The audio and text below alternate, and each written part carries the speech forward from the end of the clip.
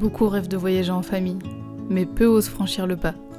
Cette semaine, j'ai envie de vous faire découvrir la folle aventure d'une famille de 5 qui a décidé de partir pour 3 ans de voyage sur le continent africain à bord de Pépère, leur camping-car. Un voyage qui les a menés de l'Égypte au Maroc en passant par l'Afrique du Sud. Il y a Renaud, le papa, Marilyn, la maman, Elliot, 13 ans, Louise, 11 ans et demi, et enfin Martin, 9 ans. Un voyage qui leur a fait vivre 1001 émotions. Beaucoup de rencontres, des paysages à couper le souffle, une école de la vie pour les enfants, mais aussi des galères et des moments plus rudes.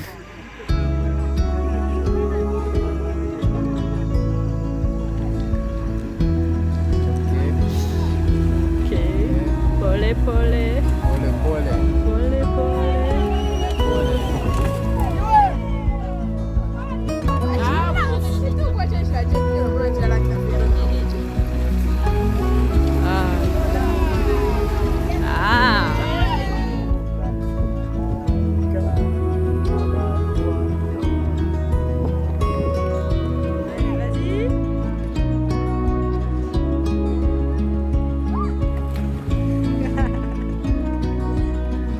Salut, moi c'est Olivia.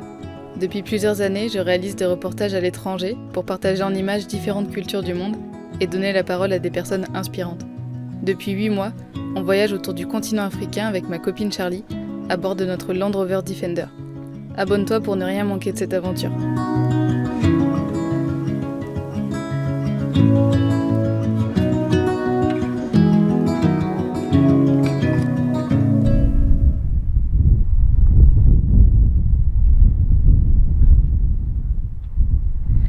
Comme tu as pu le voir dans les premières images de cette vidéo, nous ne sommes pas seuls depuis quelques jours et pour encore quelques jours. On a rejoint une famille de voyageurs qui ont fait le tour de l'Afrique, notamment ils ont traversé toute l'Afrique de l'Est et toute l'Afrique australe. Et là ils terminent avec un petit bout de l'Afrique de l'Ouest, parce que je trouve ça juste génial de pouvoir montrer que c'est totalement possible de voyager sur le continent africain avec des enfants, avec des jeunes enfants, ils en ont 3. Et en plus avec un camping-car, eh bien si, on peut découvrir et traverser le continent africain avec un camping-car et j'ai trop envie de te les présenter parce qu'ils sont super inspirants.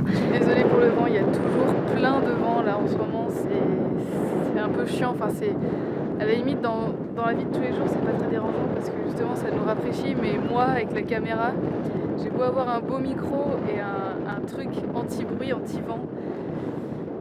C'est très dur à gérer je trouve et ça me frustre parce que j'aimerais avoir du son parfait et il ne l'est pas, mais bon je fais comme je peux avec les moyens du bord en voyage et j'espère quand même que c'est pas trop grave.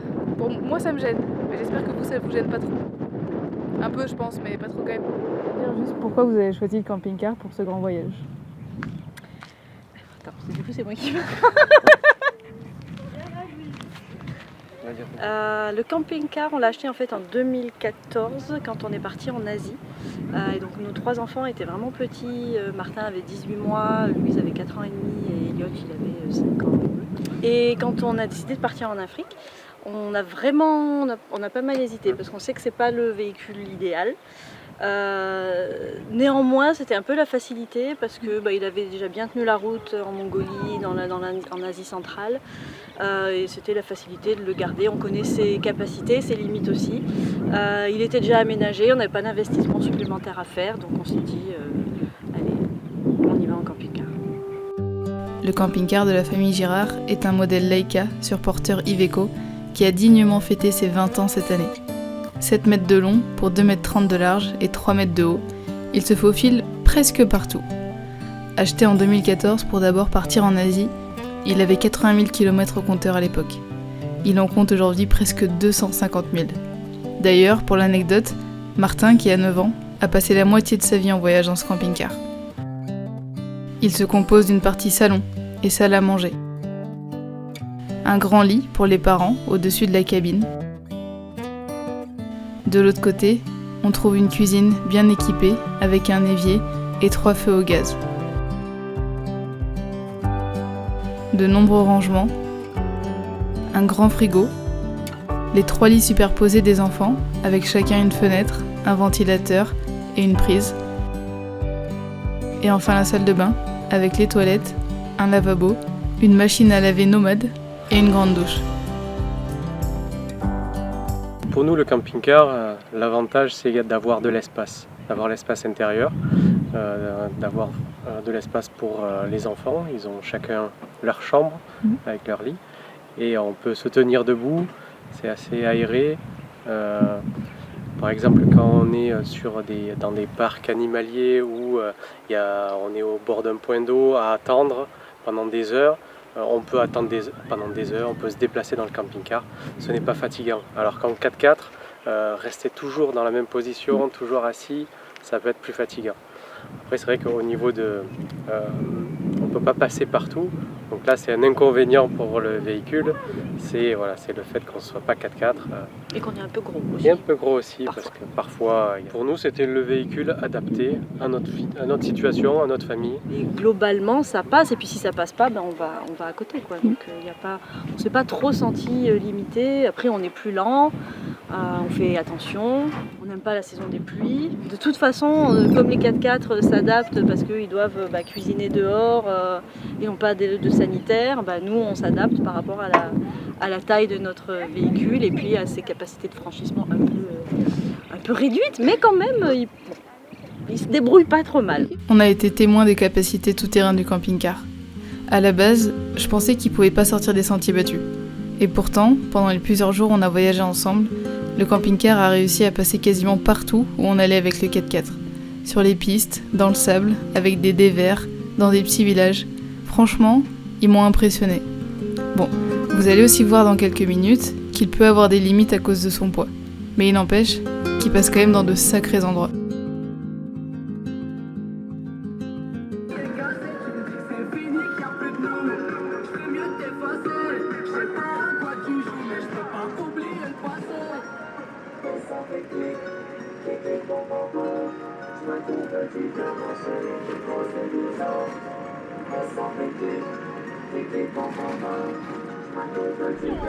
On fait ça en mode on se pose tous les trois, on discute et puis Mais oui, et puis vous m'oubliez moi.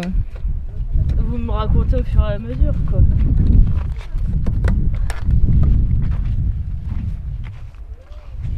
Allez.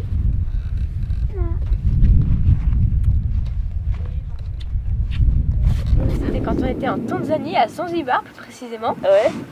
C'est magnifique, là-bas il y a des plages sublimes. Et on avait fait une excursion pour voir des requins-baleines. Et j'ai plongé et je me suis approchée à 2 ou 3 mètres seulement. J'ai même reculé pour ne pas me faire manger, pour ne pas me faire avaler. T'imagines, il ouvre la bouche, tu sais, avec la pression, ça t'aspire à l'intérieur. Enfin, c'est gros, genre gros. Non, c'était un petit, il faisait seulement 3 mètres, je dirais. Seulement 7 peut-être. C'est pas pareil.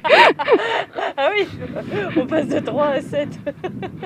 C'est-à-dire la taille du camping-car en fait. Ah, c'est ouf. Dans un parc et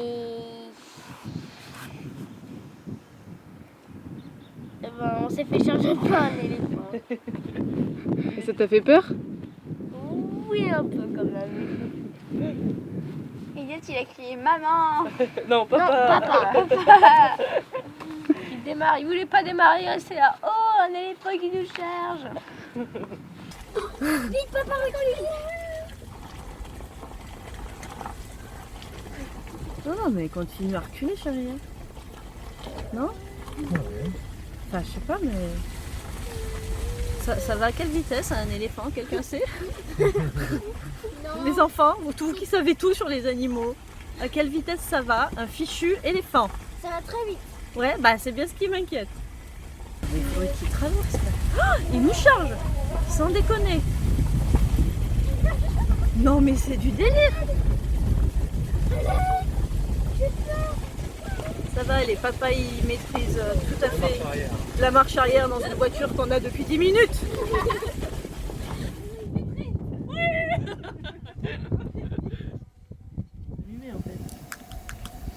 Catapulte. Fois doigt. Faut quoi? Non, pas fois droit. Non, mais il a 7 ans. Oh mais Michel. Oh t'es horrible. Non, c'était ça. C'était ça. C'était pas doigt, c'était foie. Foie gras. Voilà. C'est dur. Gilet. Et voilà, on a gagné. Ouais, bravo.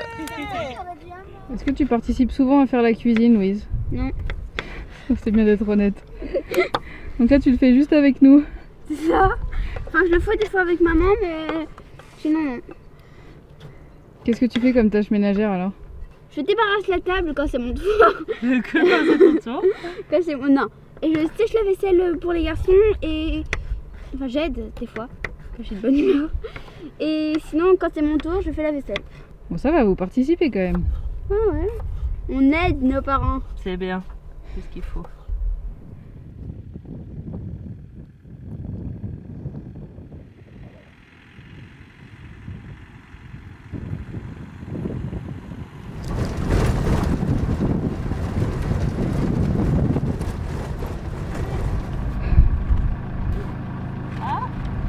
Construis une pelle en Lego. Elle tiendra pas, tu crois? On voulait essayer de trouver un spot qui partait par là-bas. Et puis ça a été un petit peu trop mou. Donc on a voulu faire demi-tour. Mais le petit 4x4 a réussi à faire demi-tour et le gros camping-car non. C'était un petit peu trop mou. Un petit peu trop mou.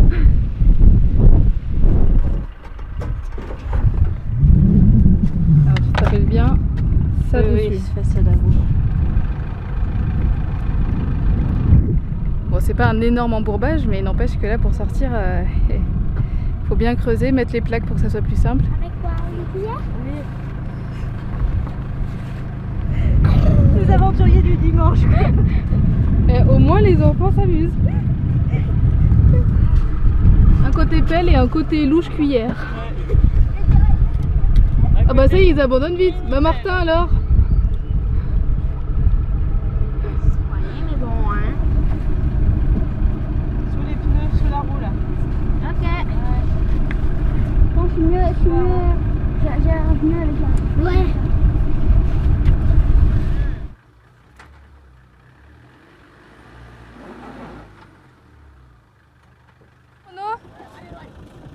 Tu mets? Vas-y, commence. Attention. Vas-y, donne. Réessaye un peu. Encore, continue. Ça a bougé, vas-y, continue. Oui. Doucement. Continue. Vas-y.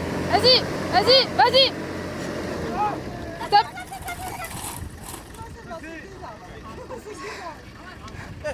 C'est bon, attends. Je pense que c'est bon, non? Yes. Bon bah voilà, je voulais montrer que c'était possible de voyager en camping-car en Afrique et on s'est embourbé. C'est drôle. Enfin, il n'empêche que c'est une réalité. Partir pour ce genre de voyage, c'est accepter qu'il va y avoir des aventures, qu'il va y avoir des galères.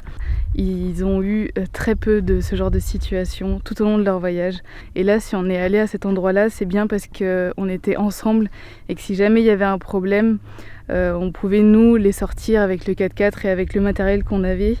Et je pense que tout seul, il se serait pas du tout risqué d'aller rouler sur ce genre d'endroit où tu vois qu'il y a du sel, où tu vois que ça peut être instable. Mais il n'empêche que c'est drôle que ça soit arrivé au moment où on était ensemble et au moment où je fais un petit portrait d'eux.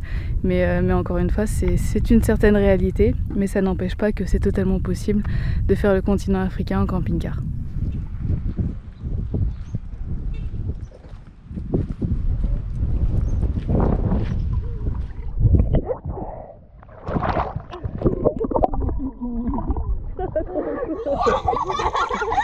Oh mais Martin, un peu d'effort. Oh, c'est bien. C'est la bataille.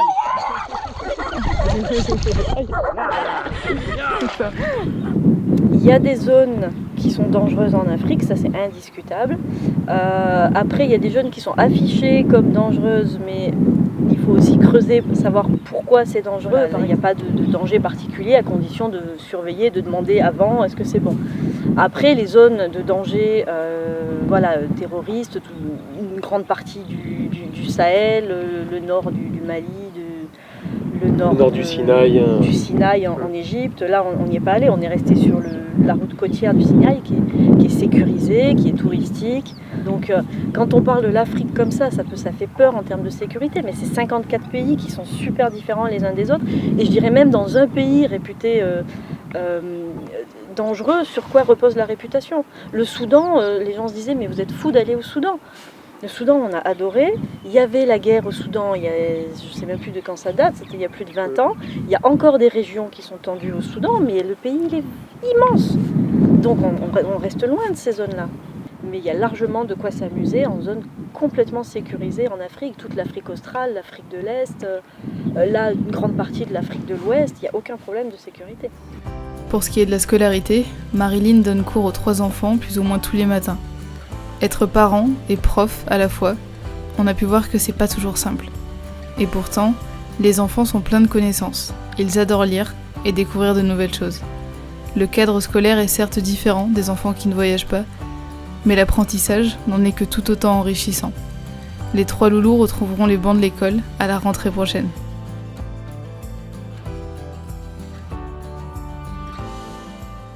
Après, ils apprennent aussi ce qu'on découvre, ce que l'on voit, ce que l'on rencontre. C'est vrai. Il y a beaucoup de... Oui, ils ont visité les pyramides. On a vu Lucie au moment où Martin, le dernier, était sur le programme de la préhistoire. Donc on a vu les os de Lucie de 3,3 millions d'années, je crois. En Israël, on a parlé des croisades, les peintures rupestres. Enfin voilà, ils voient autre chose en termes d'histoire et puis de culture. Ils parlent quelques mots de swahili, d'arabe. Voilà. Le partage, la bienveillance, la tolérance. On a beaucoup parlé de racisme. On parle beaucoup de la pauvreté, des injustices, on parle beaucoup de la gestion de l'eau, de la gestion des déchets, là, il y a beaucoup à dire.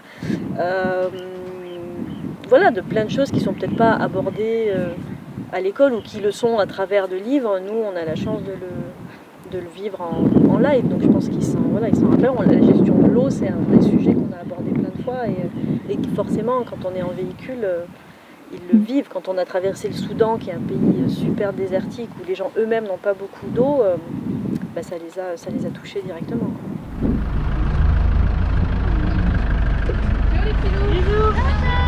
Bisous. On a envie de faire des bébés. À plus.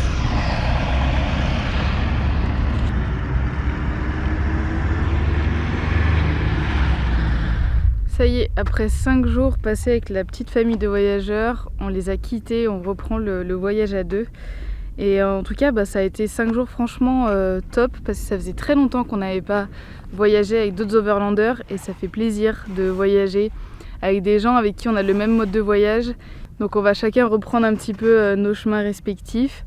On va peut-être se recroiser d'ici quelques semaines, on ne sait pas trop parce qu'on a des itinéraires qui vont potentiellement à nouveau se croiser. On verra ça. En tout cas, moi je trouve que c'est vraiment génial ce genre d'expérience, de pouvoir partir avec ses enfants. Ça leur apprend tellement de choses en étant encore jeunes, tellement de valeurs, beaucoup de respect, beaucoup de tradition des autres. Enfin, c'est vraiment, ils ont une ouverture d'esprit qui est géniale. Ils ont déjà beaucoup de connaissances sur les cultures d'autres pays et je trouve ça juste génial qu'ils aient cette opportunité-là. Alors c'est pas facile tous les jours, autant pour les parents d'avoir les enfants toujours avec eux que pour les enfants d'être toujours avec leurs parents.